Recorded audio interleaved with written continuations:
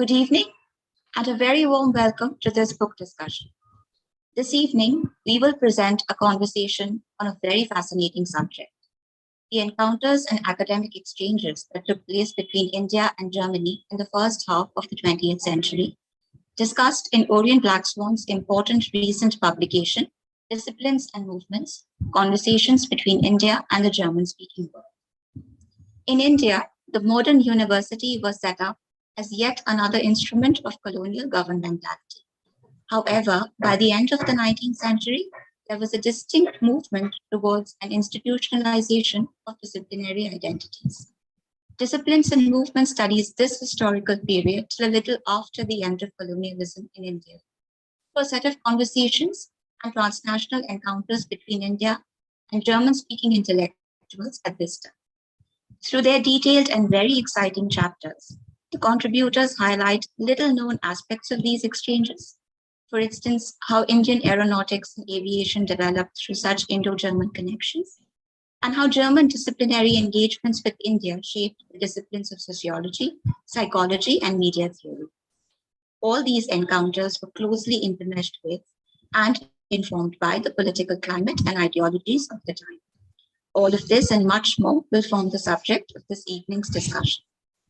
We are most grateful to Gyoto Centrum, Hyderabad, Ms. Amita Desai and her team for coming forward to co-host this event. Thank you very much, Ms. Desai. Now, before we move on to today's discussion, I would like to briefly introduce our panelists. Professor Hans Harder is Professor, Modern South Asian Languages and Literature, South Asia Institute, Heidelberg University. His research interests include South Asian literatures and intellectual history, Bengali Islam, modern Hinduism, and satirical traditions in South Asia. Professor Dhruv Raina is Professor, Zakir Hussain Center for Educational Studies, School of Social Sciences, JNU, New Delhi. A philosopher and historian of science, he is best known for his work on the domestication of science in colonial India, transnational intellectual networks of science, and historiographies of science. He is currently on the Council of the Division for Logic, Methodology, and Philosophy of Science and Technology of the International Union of History and Philosophy of Science and Technology. Professors Harder and Raina will be in conversation with Professor Mahesh Rangarajan, an independent researcher, author, and scholar with a special interest in environmental history and philosophy. He has taught environmental studies and history at Ashoka University and Kriya University, and has also served as the Vice Chancellor of Kriya University. A very warm welcome to you, professors, and thank you very much for being a part of this panel today. I shall now hand over the discussion to Professor Rangarajan and request him to start the evening. Thank you, Pratiti. It's a great privilege and pleasure to be here, both because this is a very special book and because it is the result, obviously, of over a decade of very intense conversation. I'd just like to begin by asking the two editors the significance of the title. I'm struck not only by the main title, Disciplines and Movements, but by the word conversations. And I'm sure the book has come out of a very intense conversation. But is there a particular intellectual significance of the word conversations? Because there have been many books on the Indian encounter with European cultures, powers, knowledges. But, one encounters words like hierarchy and increasingly words like network. So is there a significance of the word conversations? Or is there anything else about the title you'd like to share with us? Professor Harder? Well, conversation is another word for dialogue, I think. We had dialogue in the conference we initially did, out of which this volume emerged. And conversations was something that tempted us because conversation implies some amount of informality, right? Some amount of it's not so very certain whether these conversations will actually lead anywhere, whether they are bringing us to any goal or not. And in fact, some of these conversations are not very successful communicative acts, as we try to show in some of our contributions here. So conversations allowed us to look into this sort of very diffuse and very diverse set of interactions and not really take it to a very formal level. This is how I see it, but I think Dhruv Raina has other insights on this choice of terms. Yeah, no, I'd like to start with the first part of the query Mahesh posed, namely disciplines and movements. At one level, we were looking at communication between scholarly communities, but several of whom were embedded within disciplinary contexts. And I mean, throughout the volume, you'll probably see that, you know, in the background, there is the chorus of the emergence of disciplines as we know them within the academy in the 19th century and the process of institutionalization. But these disciplines emerge against the backdrop of what we consider to be some important political movements of the 20th century, right? One of them is internationalism, and both as a movement as well as an ethos of science at the early decades of the 20th century. Well, there is the First World War, but there's also the emergence of fascism and other political movements, national struggles at the time. So that's the social backdrop. But I think there's another context of movement, I mean, which we could refer to here, that comes in obviously with an engagement from STS, where disciplines and theories can also be seen as cognitive movements. All right. So I think there is a dual reflection on that, a double reflection on that notion.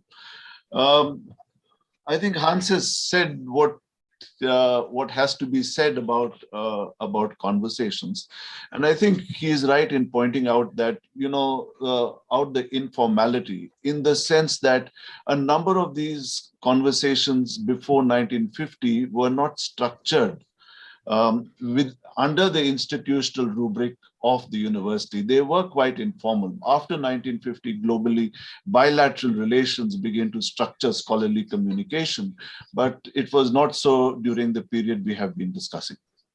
Yeah. So may I call you Hans and Dhruv? It might make yes, of course. Please, thank you. So Hans, I'm very struck that the term is used, the German-speaking world, because there is a difference in the relationship of India, the British Indian Empire, or rather its subjects, with the German-speaking world, as compared to not only Britain, but, you know, the former colonial powers of South Asia, each of whom held on to enclaves, the Dutch, the Portuguese, the French. And the German-speaking world, of course, was enormously significant in intellectual history over the last 200 years. So is there a particular reason you thought of the German-speaking world? Is that also a hint towards the larger penumbra of conversations and the way they were conducted and the nature of the interactions? Well, German-speaking, of course, we called it because in all these conversations, translation was a factor, right? So many of these, well, there was not a common language beyond English that in most of these cases, people could converse in. So translation was a factor, and the German-speaking world was a bracket in which we tried to capture what is not Germany these days, right? So Austria and Switzerland are also part of this German-speaking world, and we wanted to find a good bracket to include these politically distinct entities, because we think there's a common ground here. And the common ground, and I think this is what you're getting at with your question, is that there's a potentially unbiased, a possibility of potentially unbiased relations between India and the German-speaking world, because there were no direct colonial entanglements between these two. And so part of the idea was also to look at 19th and early 20th century Indo-German relations in a broader framework, and that in a framework that was broadly speaking undermined the binaries of colonizer and colonized.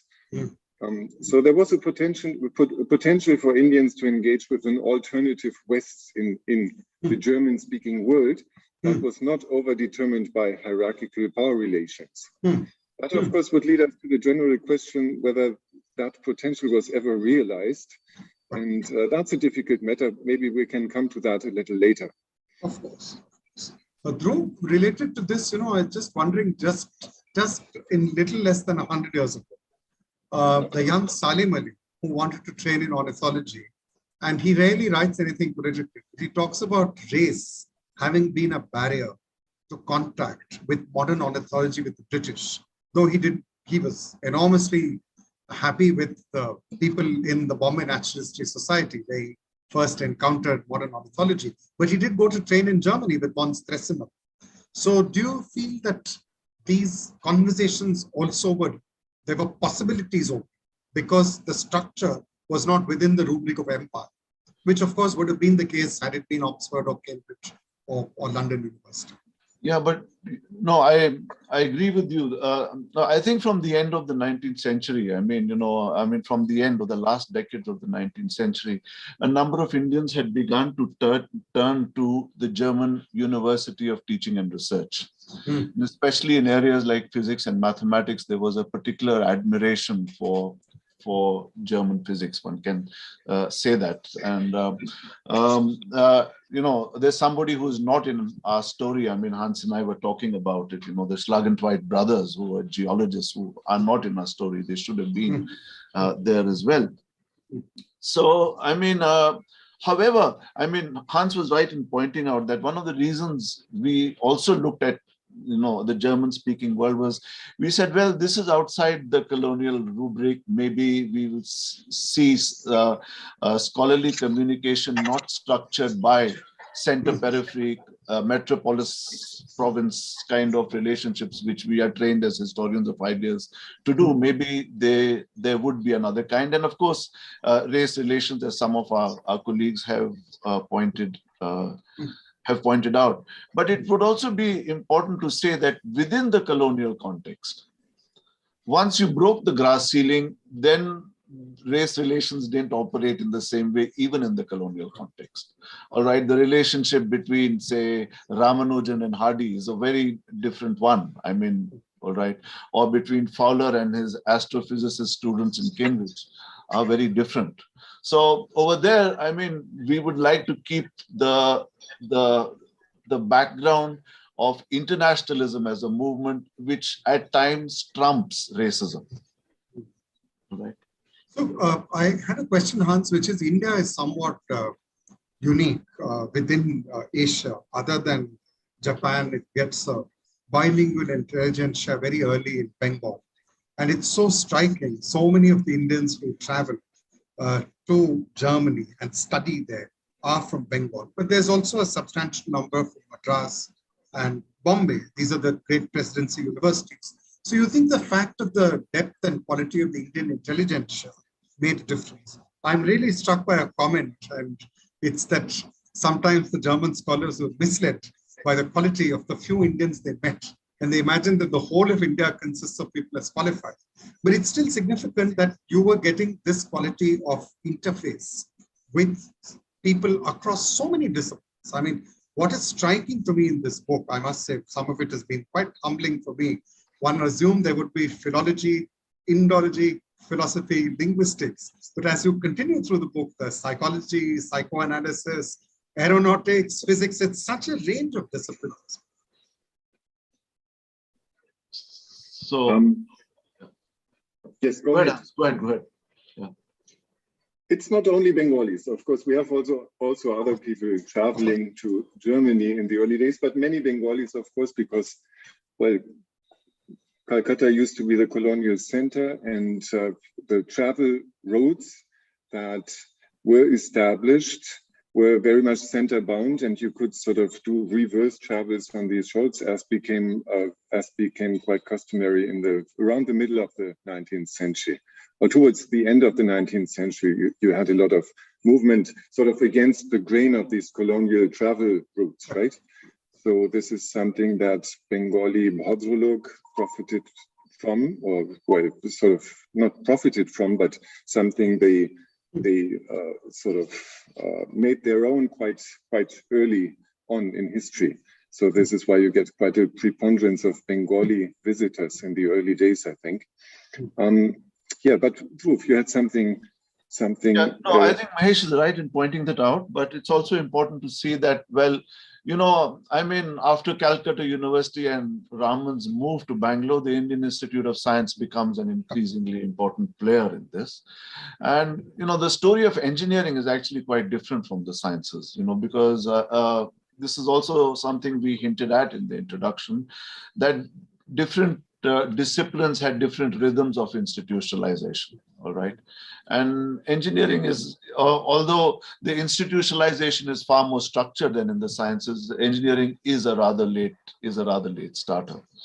Now, I mean, German engineers had been in India from the 1870s or thereabouts, but within the Institute of Science, suddenly, as Professor Narasimha has rightly shown, especially in what was then probably an emerging area of the sciences, aeronautical engineering that goes on to become aerospace engineering at the turn. I mean, that was an area where, I mean, a number of German scientists played an important role in shaping the department. And I think that history is a new one. And Professor Narasimha kept on writing about it till he passed away. But that's a new history. But that also tells us something about the global history of engineering. And I think one of our dreams is not just to stay within, I mean, none of the papers stay within a diffusionist model of transmission, all right? But we want to look at the two-way multiple shaping of these disciplines, maybe in steps toward, I mean, that controversial term, global history, all right? Yeah. In that sense, one could say that, sorry. No, please go ahead. Just want to elaborate. The German-speaking world, to some extent, is a heuristic category, in the same way as Axel Michaels, in his contribution, for example, argues that German Indologist is a category that has to be taken apart. The same may be true for our main bracket here, the German-speaking world, right?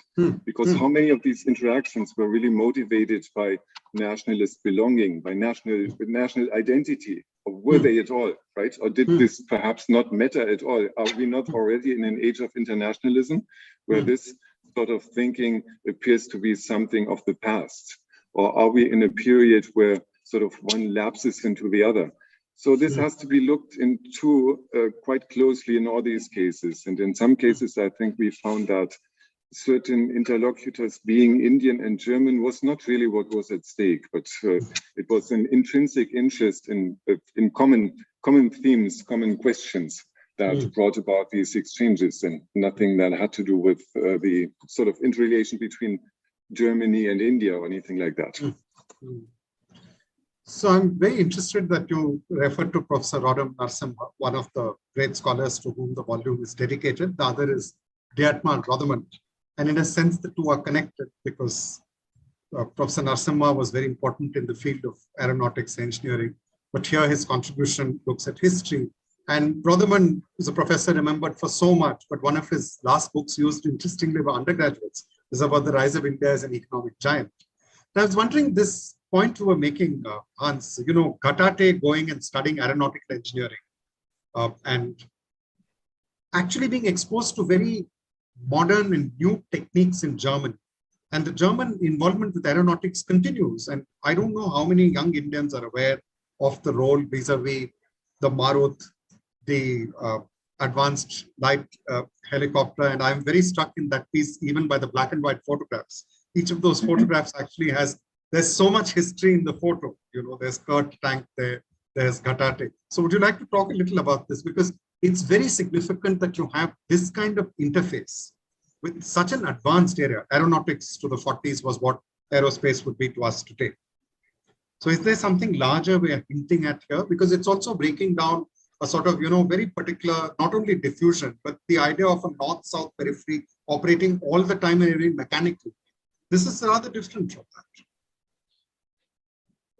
I'm not very much into aviation. And I'm also not much of a... No, I mean, if you look at the people involved, that's what's fascinating about Narasimha's story. That, Ghatge is is a student of Kortank, all right, who's a particularly important figure in German aeronautics. Now, the interesting story is there, and over here, actually, Narasimha's paper extends beyond the ambit of the other papers. It comes in, its importance lies a little later. But the important thing is, here is another war which is changing the academic world. So what happens is India begins to benefit from in some sense, what is happening in Germany, where a number of leading German scientists in aeronautical engineering either migrate to the United States, and some of them come to India. And in fact, somewhere Professor Narasimha writes that when Oscar Tietjens, whom he talks about in the paper, asks him to go to Göttingen, but Satish Dhawan tells him, you know what, there is no aeronautical industry left in Göttingen after the war. So you better go to Stanford. And, the guys who were at Göttingen are there in Stanford. So it would be better for you to go to Stanford then. So he goes to work with Liebman in Stanford, with whom Dhawan himself had done his PhD. So I also found this story quite interesting, very fascinating. What one has to say about this contribution is that it is a bit exceptional in terms of its time frame, and also perhaps in terms of the political reading that Professor Narasimha mostly stays away from. So we don't get a very critical reading of these interactions from him, but basically a chronology of what happened and some very interesting insights here.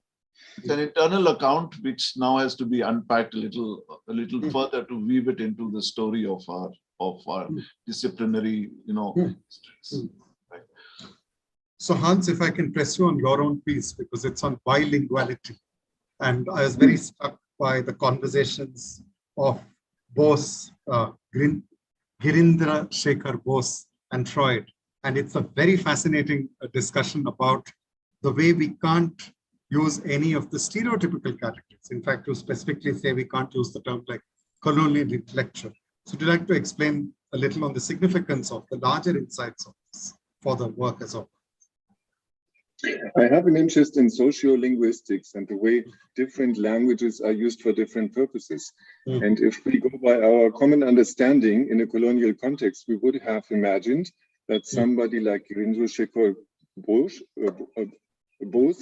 who interacted directly with Freud, of course, also, we would have imagined that somebody like him might have used the Bengali language for rather nationalist ideas and messages, and reserve English for more academic considerations, right?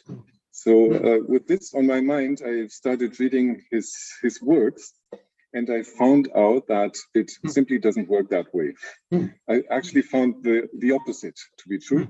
One of his early works called Shopno on dreams, which is sort of a bit of a reception of Freud's dream theory, Freud's Traum, which came out in 1900. So it's a bit of that, but it also has a lot of his own sort of conjecturing and theorizations, and some things that clearly go beyond Freud, and also some contextualization in an Indian environment, right? So he takes all his examples from his patients, and he alludes to Indian mythology, etc., etc. So yeah, one would have expected that Shopno goes into a nationalist direction. It does not at all. It doesn't at all. It tries to make a case for psychology as an international, as a transcultural new discipline that also Calcutta, also India has something important to say about. That's the gesture in that book.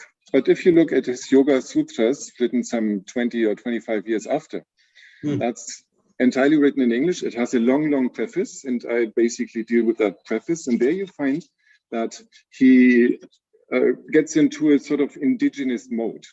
trying to argue that India is the world civilization that has most ingrained psycho knowledge in it, right? That sort of psychology is nothing we'd have to take from anywhere because we have it anyway. Just look at the old text. So this sort of revivalist argument. And what I argue in my piece is that the Freud conversation, the letter exchange between Freud and Girindo-Shekhar was so frustrating that the potential it had to really universalize the discipline in a sense, right? This potential went sour. It didn't serve its purpose. It didn't get activated. And so sort of Girindo-Shekhar was left to collapsing back into something like a sort of indigenous bubble. So this is how I would see this story. It's a sad story, actually. A sad story that is only imaginable in the context of colonialism, even though I would not say that Freud behaves like a colonizer. This is what some people have argued. I think it's not due to that. I think it's rather because Freud was not interested in India for personal reasons. He was already in an advanced age and not very active, as he himself says. So I think these reasons are more valid here than any colonialist bias. But this can be, there can be arguments, of course. Fascinating. And I'm really struck again by your first remark that it doesn't collapse into this outer inner world, because that has been somewhat very powerful idea over the last 30 years. It's also been applied to the masculine, feminine, to the colonial intelligentsia having one view of the world and another of home. So Dhruv, related to the same sort of period, I'm very struck by the significance of Calcutta as opposed to Göttingen, Paris, Oxbridge in physics, and that Weimar Germany, which at one level we now tend to see because of the benefit of hindsight, simply as a prelude to the enormous destruction of the intellectual heritage of Nazi era, that it seems to be a very bubbling, active place. And this internationalism of the 20s and early 30s also laid perhaps the foundations for future international cooperation, which came back after the Second World War. So what do you know, this golden age of physics, it's not only your phrase, it's a phrase we've all sort of imbibed over the years. Was there something very exciting for a young physicist going into Germany? Because of that comes through in the very short but very insightful piece with that. Yeah, no, I mean, see, you know, I took the Weimar as a backdrop for this interaction, and I also brought in the dialogue between Einstein and Tagore, although it shouldn't really fit there. It doesn't really fit there because Tagore is not a physicist, but basically to set the backdrop of internationalism. All right, and I mean, this is another of the conversations that fails. Actually, if you look at the conversation between Einstein and Tagore, they are talking to each other, and you know, it's more our expectations from what the conversation should have mean that have shaped the importance of this contribution. But they're really talking to each other. But what we need to realize is that what brought them together was not their philosophical views. All right. I mean, that was not something they shared. They both decided that they would go their own way, although they didn't stereotype each other. That is certain. All right. So they were looking beyond the East-West. But the more important issue was that they shared something in common. And what they shared in common was, at one level, their commitment to pacifism and their commitment to internationalism, not to mention a growing suspicion of the nation state. All right, and I think it was Roman Roland who brought them together, and yeah. So yeah, they met in Germany on July 14th, the 1920s. So with that as a backdrop, you know, suddenly you see a young S.N. Bose landing up there. How is he received by his colleagues at Dahlem, where the Max Planck, what is now the, you know, where the Kaiser Wilhelm Institute is located, and I mean, you can see that and I don't see that through Bose's eyes, but I see that through the eyes of the other people who met Bose in the 1920s when he came to meet Einstein at Dahlem. And over there, you know, I mean, retrospectively, some of them write, you know, he was young, we were young. There was very exciting physics going along. So there don't seem to be any impediments either to their communication or their conversation. It was it was the collegiality of physics that really brought them together. But it is important to note that in the next decade, out of these networks would emerge the Comité International Contra Fascism, or the International Committee Against Fascism. So these are the very people who would then come together under Popular Front organizations against fascism. All right. And of course, then some of them, and that's a story you've probably read in my other work, then some of them would come back in the 1950s and create UNESCO and the Cultural History of Mankind project. But the Popular Front organizations themselves disappear after 1950. All right, so they have a short life. The short life is the mid-1930s to 1945-47.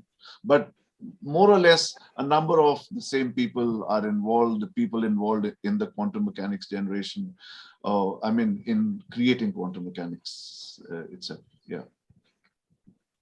But the Weimar is also another important context because as Paul Forman and others talked about, who first used the term Weimar physics, is it also is linked up with another imaginary that breaks with patriarchy, strong causality, determinism, and these ideas, right? So yeah. Can I go back a generation, the period before the Great War? Because one of the enduring ideas at the popular level in India to this day is the impact of German Indology. You go to high schools in various parts of India, you will find a quote of Max Muller. And very few people in that school will know very much about who Max Muller was. And I'm very struck that all the writings on Indology in this volume unpack that notion. They give us a much more sophisticated view of the workings of it. And in the dialogues of Indians with Indologists, there's even very interesting references to Vivekananda and his conversations, not only with Max Muller, but also within Germany. So is this unpacking of Indology, like the new sort of the better, different, a more historically informed way of seeing Weimar, is that equally significant when we look at the German public sphere and the Indian public sphere and its interfaces? Do we need to be much more nuanced in our understanding of Indology in Germany and its impacts? I think we definitely should. Yes, we definitely should be more careful and sort of leave out some of the prejudices we usually bring to the field, which can be either positive or very negative these days also, right? You have both readings, but it's a very complex story. And as you say, Mahesh, some unpacking has been done, in particularly in the contributions of Axel Michaels and Angelika Malina. Angelika Malina also has a fascinating story to tell because she gives us something that Dhruv, I think, in the introduction called reverse commentary. A term he's taken from Sudipto Kubiraj. So it's a reverse commentary. It's not only the Indologists commenting upon ancient India or something. Here we have an exponent of modern India commenting upon Indology. And that's interesting as a fact. And it's something that's not so rare, actually. It's something you get spread all over the place in sort of colonial intellectuals of the time. But it's interesting, and here you can see some of the distortions of communication that are happening in the process, because Vivekananda has a very flowery, very idealist image of what's happening in German Indology. He even sees the German Indologists as a new species who are benevolent, right, reverential, benevolent, and also interested in conveying the true gist, the true message of what Indian civilization or Hindu civilization, however you may take it, is all about to the world, right? So they adopt the mission of something that Vivekananda himself saw as his mission. And that's clearly not the case with any of the people he got in touch with. If you look at Paul Deussen, he had quite a critical view about Vivekananda. He left some pretty, I don't know, derogatory remarks, even one could say, about this person and how he what sort of ideas he had, how he behaved. So this is no smooth communication that actually happens. So you get a projection from Vivekananda, and on the Indological side also you get lots of projections. You have an ingrained interest of a sort of nationalist kind, or you have a certain Eurocentrism playing out in their works, or Orientalism, as Malina argues, right? So it's not that they operated in some sort of void and had a very objective picture of Indian civilization on their mind, but they operated in their particular political biases also. But then she makes the point that it was not sort of the international agenda of Aryanism or anything that drove them, but different things. It's a very complex story, and I keep it at that.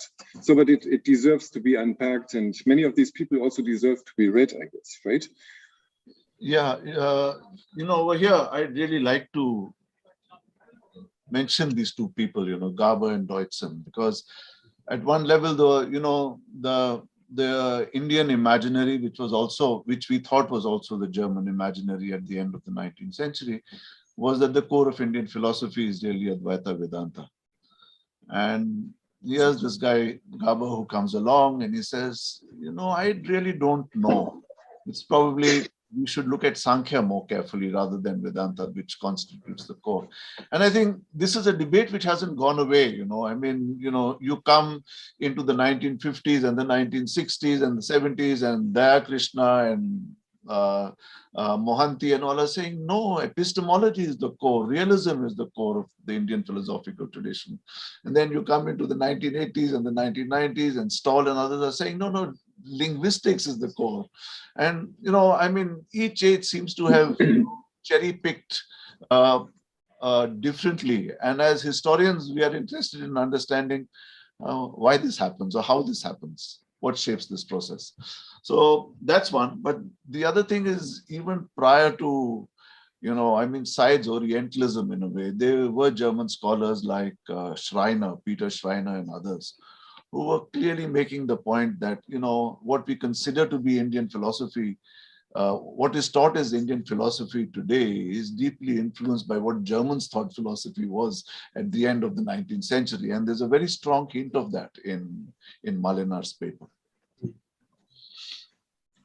Which takes me to the politically probably the most charged essay with respect to all the others, Zacharias, because it looks at relationship of books.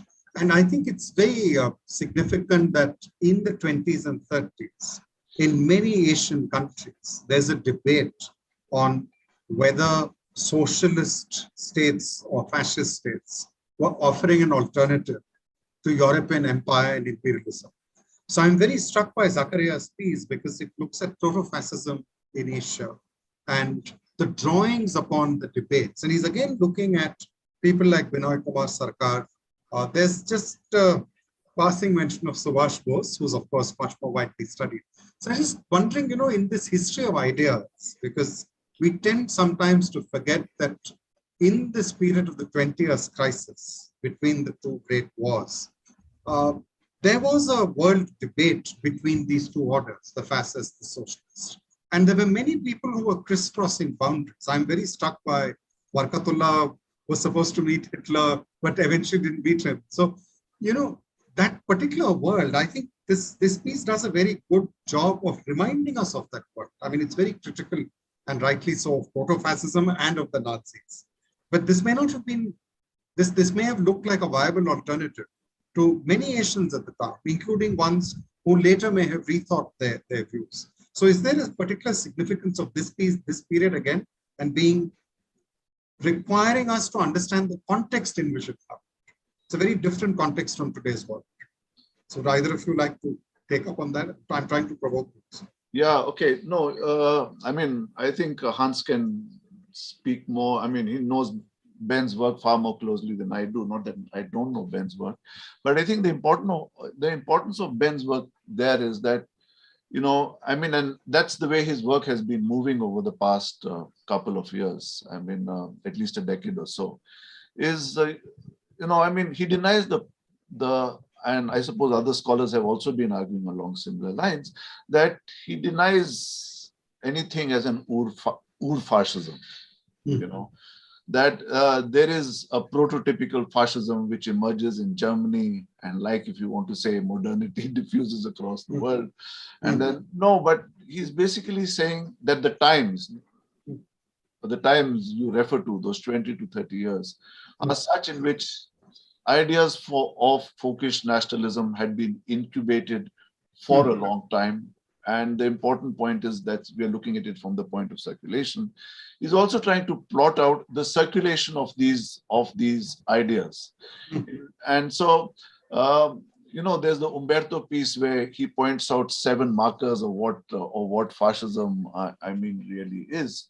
And Ben is saying that, you know, let's not go around and look around for this definition of fascism, you know, that fascism plays itself out in different national contexts in different ways, right? And I think that's the relevance of Ben's work, that, yeah, as you were saying, ideas are floating around in Asia, in different parts of Europe. You know, we know that the first fascist government really comes in Italy and Spain, not in Germany. So I think it's this context, the relevance he brings in of international fascism, all right, and how they are exchanging ideas across the world. I mean, you know, how these ideas is, I think, what I take back from Ben's paper and see as important. Hans, would you like to add something more? Oh, exactly what you just said, how they circulate their ideas all across the globe. And this is something we are, of course, witnessing these days very much, right? Where you have the most parochial ideologies going all over the place. And translation is not such an issue because you always manage to break it down and apply it somehow in your own context. So that's part of the story. But the other thing is, of course, what you said, that fascism is doesn't derive from any ur-fascism, but can be learned in different ways in different places. And there's not one exact, sort of very, very clean genealogy of it, but you'll have to look for all kinds of ramifications. And I also think this is an important point in Benjamin Zacharias' contribution here. So when you look back at, you know, I look at this as a very interesting book because it engages with the idea of the ecumeny in the long 19th century. Much of this, most of the papers are on the pre-1945 period. So when you look back at the period, and I was very struck by what you said, Hans, what do you think is the salience of the insights when we look at today's work? I'm a student of history, but I don't think everyone here is a historian. I think I have my own views, which I'm not going to tell you right now. I'll say one line at the end. But what do you think was the major insight emerging from this work that is of importance now when we look at the world of today? We haven't discussed this sufficiently, Dhruv. No, we should talk about it now. I want to know what each of you thinks quickly off the cuff. No, we would need a second book for that, right? In order, if we really wanted to sort of tear out all these conclusions and see how it translates into how it can be updated, what can be taken from it to what still applies in today's world. So I think that's a very difficult story, and I think it's also it will be a very different story also because we live in a different world now. Communication is so much faster, is so much increased. Distances are down to, well, bearing Corona, of course, we've been, but Corona, of course, has made us all digital. So in that sense, perhaps it hasn't really decreased the speed of communication, but even done the contrary. But at any rate, we are so much more closely connected these days that I think the sort of templates, the cultural templates people had to operate with in the period we are studying here has changed drastically. And we cannot really sort of apply those templates to what's going on today. But Dhruv, you must have better ideas. No, not better. No, I mean, no, you raised the point of the acumen, and at one level, yeah, you know, it seems that some of that acumen has rubbed off on our generation and it persists there. But the world has certainly changed in the sense that when the story begins, disciplinary identities and boundaries are not so clearly defined. Correct.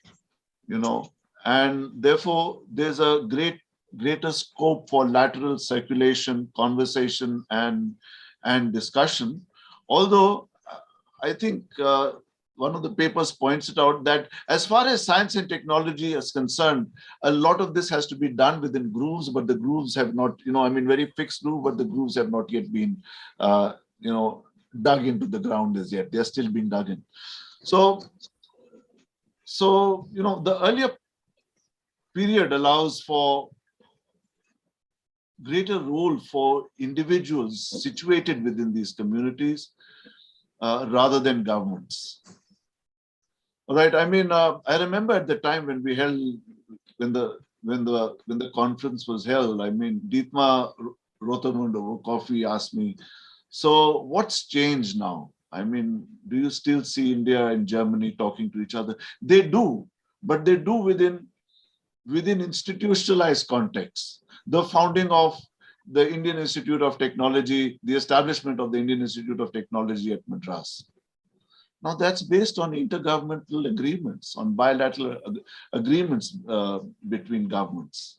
All right. So what happens is these bilateral agreements then either seed or initiate research programs, research networks, which then render possible communications across the fields, the sciences, and the social sciences. And I think what we've seen in the past is much enhanced student mobility. I mean, the number of students I see studying in Germany over the past couple of days from India is something we've never heard of before. And the number of German students also coming who have spent time in, say, JNU under the Global Studies program or other programs, this was not possible, So when we said that in the 1920s and the 1930s, the German physicists had a rather exaggerated view of Indian physics because Indian science was still so wafer thin, right? But those things have changed. And I think now institutions and governments play a much greater role in mediating these conversations, but which also then turns a greater ethical responsibility on the scientists to maintain the cosmopolitanism of the acumen. Yes, and talking about that, I think it can only be hoped that today's conversations work out better than the ones in history did. For example, if you look at Christiane Hartnack's contribution, where she talks about altogether 8 psychologists, 4 Indian psychologists going to the German-speaking world and 4 others going vice versa or engaging with India, right? So what comes out of her, of her contribution and also of some of the others as my own, many of these conversations didn't really yield much of lasting importance, didn't have much of an impact for the further development of the discipline in that particular case, right? Psychology didn't profit much from Girindra Shekhar Boshu engaging with Freud in the early 20th century, or from others who did similar things at a later stage. But many of these are just historic echoes of a different age, but haven't left anything feasible behind. So I hope conversations these days work out more smoothly and yield better results than many of those we've studied. But perhaps this is too pessimistic a picture. Dhruv, please say something positive about the conversation. I'm very struck that I think from what both of you are saying, much of the conversation studied by the excellent pieces in the book were in an age of empire, when people were traveling by coal-fired steamships. Communication was by telegraph. Books were coming off the printing press. We do need to keep that in mind. And getting a copy of Max Muller or Freud must have been much more difficult in Kolkata or in Bombay than we can imagine. So there seems to me a very rich body of ideas which are contested. There's engagement, there's transformation, there's mutation. And again, I'm struck by, it's almost like a Rubik's Cube. Each of the essays opens up the complexity of a different field, and much more than what we would expect, which is what I think knowledge is about. There are lots of surprises. The other, of course, is the context of space and time are so very different today. Sometimes they do come to fruition. So the IITs did come to fruition with Germinate. But the enormous ethical responsibility of intellectual conversation probably was evident to many of these figures as it would be to us. We may not agree with some of their ideas, but that's fine. And I'm really struck by what Hans said, that we do need to re-engage with this for a continuing conversation, because I think that's what I was left at the end of the book. I was left thirsting for more, which is how it should be. Of course, each of us has our preferences. One person may pick the first three pieces, one may pick the one in the middle. But I think what was common, and I'm struck by this, is that there seems to have been a lot of engagement of the scholars with each other, which is not very easy in an edited book. So without trying to flatter you as editors, I'm sure it's been a lot of conversation over the times that you've convened and discussed. And it is, of course, extremely complex, because understanding how people felt and thought in the 20s, 30s, 1890s is itself difficult enough, but drawing from that insights for our present is itself nuanced and complex. I'm just waiting to see if there are any questions, because I do have one last question. It's a very easy one. What were you surprised by? There are some questions in the Q&A. Yes, there are several. There are lots. Yeah, there are lots. Would you like to read them out, Pratiti, or would you like to just name the person and answer the question? What you prefer? Keshav Das is the first. Please go ahead. Yes, there are quite a few questions. I'm just going to start reading them out. So Ravindranath Kasiratuni asks, now he has two questions.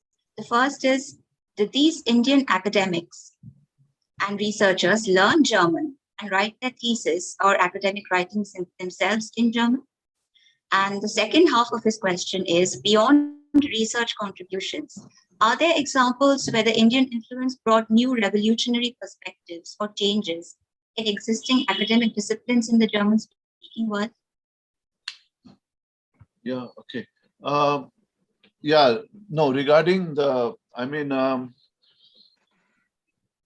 the first of the Indians who probably did a PhD in what was still an emerging new physics was D.M. Bose. And he probably wrote one of his early papers in German. And I think that generation of physicists knew German. I mean, we should not forget that Meghnad Saha and S.N. Bose translated Einstein's papers from the Annus Mirabilis of 1905 into English. And the book, that collection of translations was republished on the 100th anniversary of Calcutta University. All right. But Bose and Saha did their PhDs in India. They didn't do their PhDs abroad. So if you studied in Germany in those days, you did your PhD you wrote your PhD in German. Did any of these disciplines produce revolutionary changes? I think S.N. Bose and Meghnad Saha were among those who participated in the creation of the new physics. So, I mean, that was revolutionary enough. But on the other hand, I think I can see Christian Hartnack in the audience. And Christian Hartnack also really points out that in the conversations between Virendra Shekhar Bose and Freud, Bose actually disagrees with Freud on some of the universality claims of his psychoanalysis. Now, that itself is a contribution to a discipline. So, no, yes, most certainly. We are interested in telling both stories. We want to tell a story in which we don't want to tell a story of diffusion. We want to tell a story of mutual shaping. Mm. Yes, indeed. She talks about Christiane Hartnack, who's amongst us now. She talks about these disagreements between Freud and Bose. And there's also this theory of the opposite wish, which was sort of propagated, but Freud did not like it. And I think this is something, as she argues, that is kind of lost in history. So there's not much of an impact of that. So in that sense, I would have to answer your question in the negative. There were these impulses, but they didn't get proper reception, and some of them really got lost in history. But other things one could say, or other aspects one could point at here are sort of the reception of Indian thinking with certain German writers, as comes out in Rajendra Dengle's paper. Rajendra Dengle talks about the reception of particularly Sufism with a couple of turn-of-the-century German writers. So that's quite an imprint. And this is something one could have extended if we had wished, and also if we had expanded our sort of common time frame a little bit.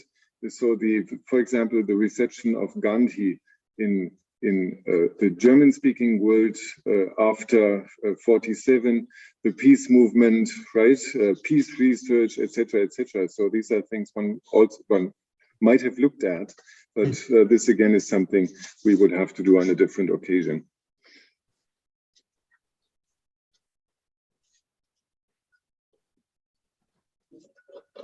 So we answered one question, and there are two new ones. Yeah, so the next question is from Keshav Das, who asks, where would you locate Hermann Gulka's long-term collaboration with Eastern Indian culture, especially temples and religion? Have these helped to nurture bonds between the two nations? Hans, this is work of the South Asia Institute. You have to answer this. Hermann Gulka. Yeah.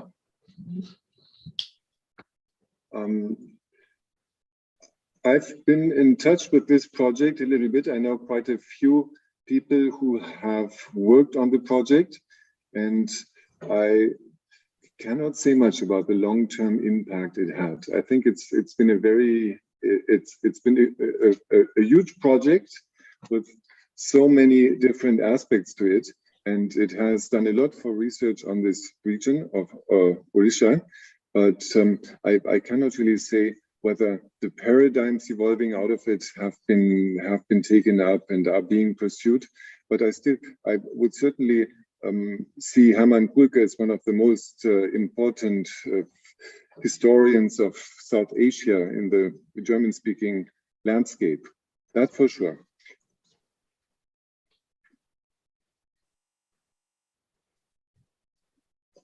Now, one last question.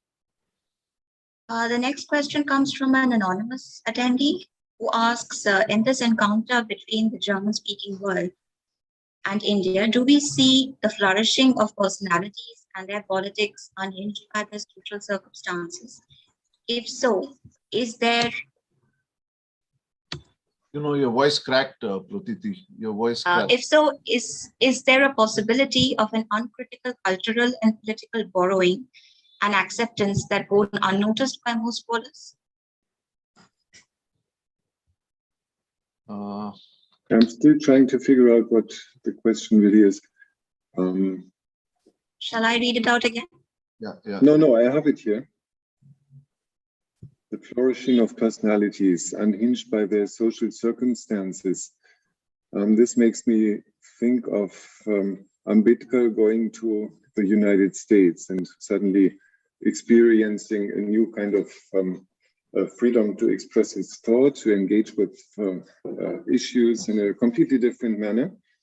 So this liberating aspect for certain individuals, if that's what our interlocutor is getting at, I'm not so sure whether we have any examples for that in the cases we have looked at. But perhaps I didn't get the question right.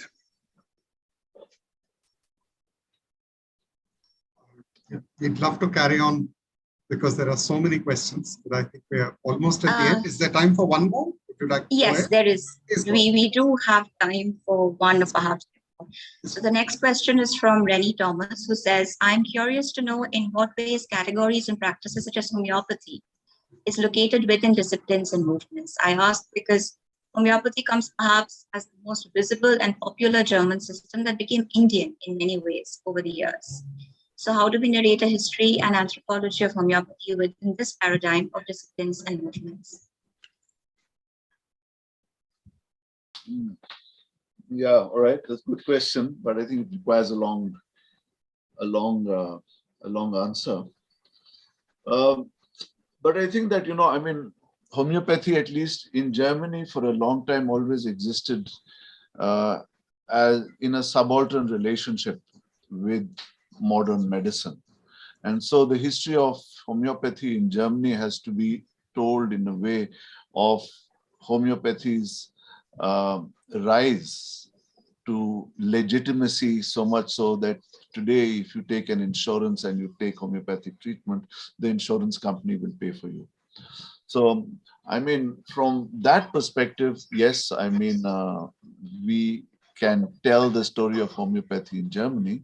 There is an Indian side of the story, you're right, which goes back to the 19th century.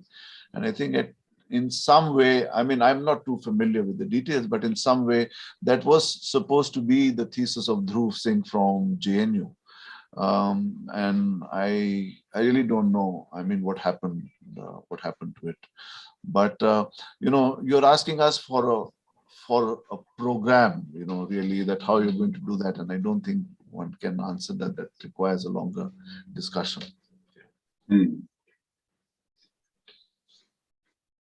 Any quick one line? What is next? Would you like to say something before we close? Hans, Dhruv? What is next? Yeah. Well, I think Dhruv Raina will have to write 4 other books before he will have time to write the second book we talked about. So that's a thing of the future.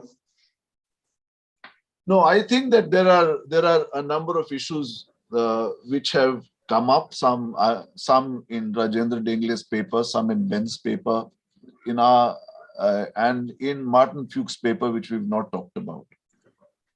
All right, and that has particularly to do with the formation of the social sciences. And then over here in the social sciences is basically hinting that, well, post-colonialism and anthropology came to Germany. I mean, post-colonialism came to Germany rather late. All right. And that also had to do with the stranglehold of sociology in Germany. And, so it's there in the Weber paper. And he very nicely identifies all the ambiguities in Weber. All right. So I think the story of the sciences will be easier.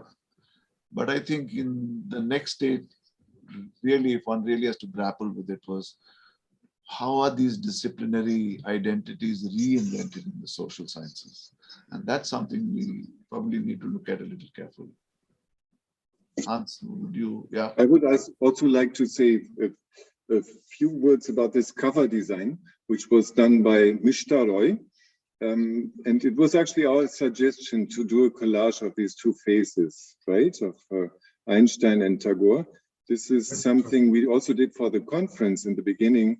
And Anna Baumann, one of our student assistants, had designed it for us. It's not exactly beautiful, and some even might find it ugly. I've heard such comments recently. And there's a bit of physical violence in sort of cutting up and gluing together heads, right? But what it certainly does is that it creates a certain irritation. And this is, I think, what we wanted. We wanted to have something irritating here. Because for those who overcome the irritation, it really triggers reflections. What's happening here? Is it something like the East-West partitioning of heads? Is it a merging of brains? Do they look and talk into the same direction, etc., etc.? So it's a play thing. You can play around with it, and it's also a bit irreverent, of course. We apologize for that, but I'm sure that Einstein and Tagore would have forgiven us. So it's I a wanted wonderful. Thank you so much. I'm going to hand over to Pratiti, but it's been a privilege with both of you gentlemen and everyone else here. Pratiti, I think there's a formal vote of thanks. I'd like to hand over to you. Thank you.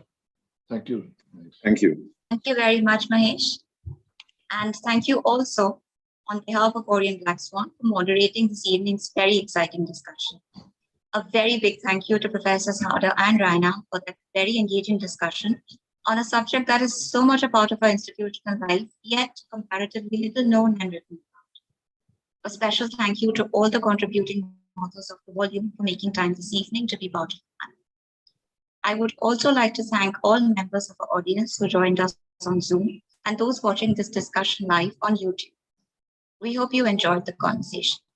Thank you also to all colleagues at Orient Black Swan for your support and help in making today's event a success. Those who could not join us this evening can listen to the discussion on our YouTube channel, where all our previous discussions and webinars have been archived. Thank you all once again, and I wish everyone a very pleasant evening and weekend ahead. Goodbye and good night. Thank you. Thank you. Thank you. Thank you. Thank you, everyone. Thank you. Okay, Hans. Bye. Bye.